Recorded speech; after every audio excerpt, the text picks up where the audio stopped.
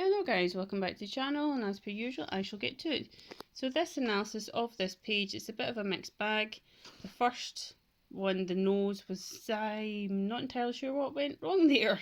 It's a little bit too heavy handed, I would say, with the lines, specifically these two lines, and it's very slightly too wide at the nostrils.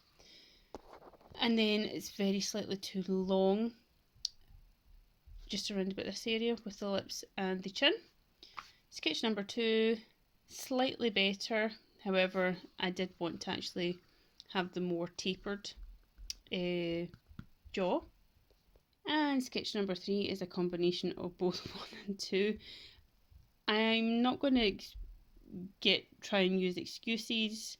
I was going to say I was tired, but that's not the best way to improve, so I'm just going to keep trying, and I'll go back to this portrait and further down the line. I will keep going. It's geometric and observational methods that I utilise, and combined with the good speed and creating the feedback loop. If you don't know what I'm talking about, please let me know and I shall get back to you. Thanks guys.